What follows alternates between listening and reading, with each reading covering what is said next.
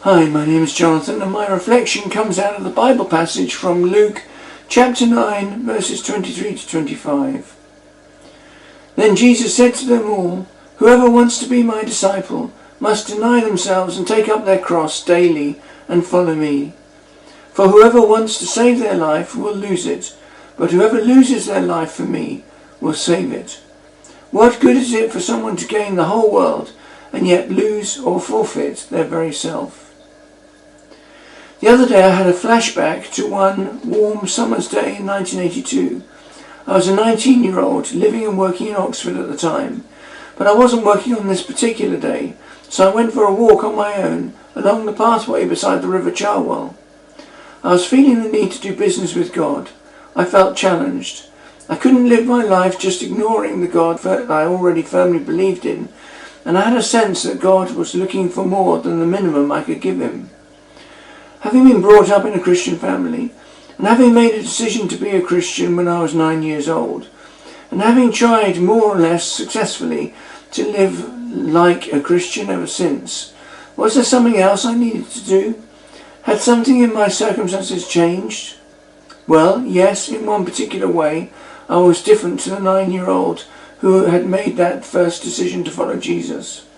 I was much clearer about what the world had to offer me, and it was enticing me to go in that direction. In some ways, the easiest option would have been just to drift, calling myself a Christian, whilst actually living an increasingly secular life. But I didn't want to do that.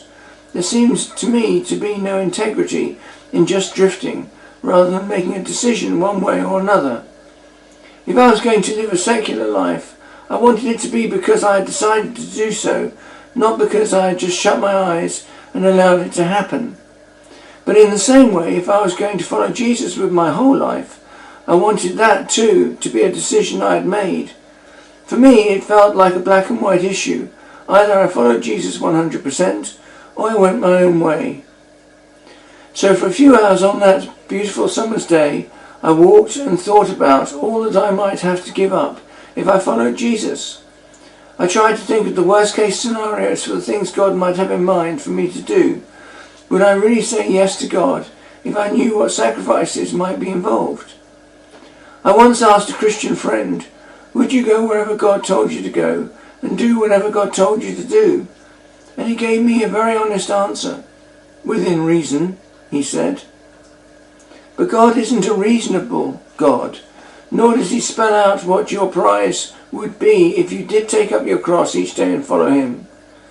I am reminded of Winston Churchill's blood, toil, tears and sweat speech made early in the Second World War.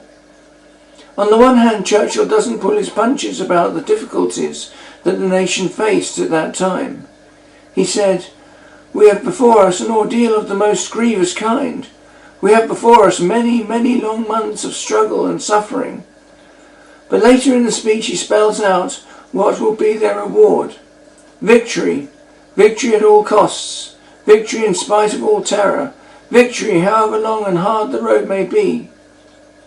But Jesus doesn't spell it out in today's Bible passage, and neither did he spell it out to me on that day in Oxford. He simply said to follow me. His calling on me was to really trust him, and after taking several hours to consider what I might lose if I truly followed him, I made a decision to do just that. Whether or not you think you've had a hard life or an easy life will largely depend on who you are comparing it to. My life has had its ups and downs, its good and its bad, just like anyone else.